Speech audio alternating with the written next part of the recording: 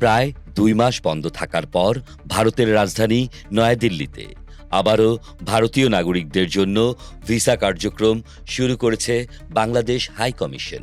শুক্রবার সকাল থেকে সব ধরনের ভিসা পরিষেবা চালু হয়েছে বলে জানিয়েছে ইন্ডিয়া টুডে।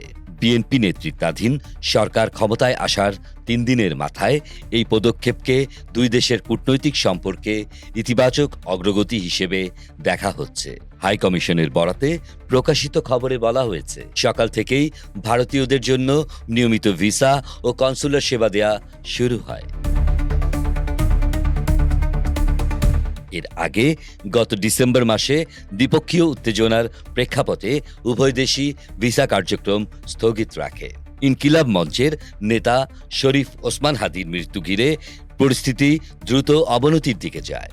সিঙ্গাপুরে চিকিৎসাধীন অবস্থায় তার মৃত্যুর খবর ছড়িয়ে পড়ার পর 18 ডিসেম্বর রাতে ঢাকায় 2টি পত্রিকা অফিস ও ছায়ানট ভবনে হামলার ঘটনা ঘটে। একই রাতে চট্টগ্রামে অবস্থিত ভারতীয় সহকারী হাইকমিশন কার্যালয়ের সামনে বিক্ষোভ হয় এবং মিশন লক্ষ্য করে ঢিল ছোড়া হয়। পরিস্থিতির প্রেক্ষিতে 21 ডিসেম্বর থেকে চট্টগ্রামে ভারতীয় ভিসা আবেদন কেন্দ্রের কার্যক্রম অনির্দিষ্টকালের জন্য স্থগিত করা হয়। পরদিন পাল্টা পদক্ষেপ হিসেবে দিল্লি ও আগরতলা মিশন থেকে ভিসা ও কনসুলার সেবা বন্ধ রাখার ঘোষণা দেয় বাংলাদেশ।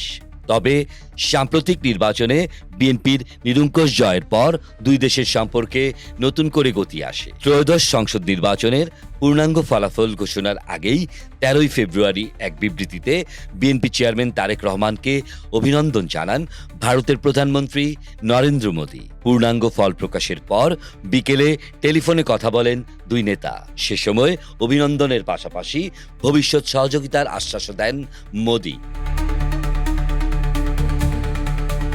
নতুন সরকারের শপথ অনুষ্ঠানে যোগ দিতে নরেন্দ্র মোদীকে আমন্ত্রণ জানায় ঢাকা। তবে এআই ইম্প্যাক্ট সামিটে পূর্ব নির্ধারিত কর্মসূচি থাকায় তিনি অনুষ্ঠানে উপস্থিত থাকতে পারেননি বলে জানায় ভারতের পররাষ্ট্র মন্ত্রণালয়।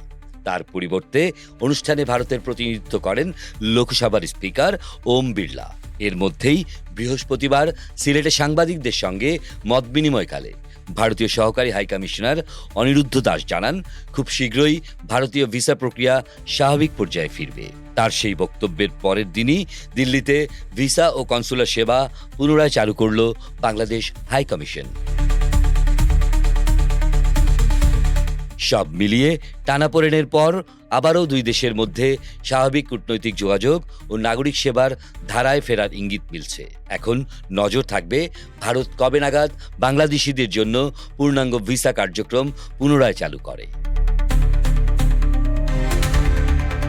আহমেদ শাহেদ, বাংলা বাজার পত্রিকা।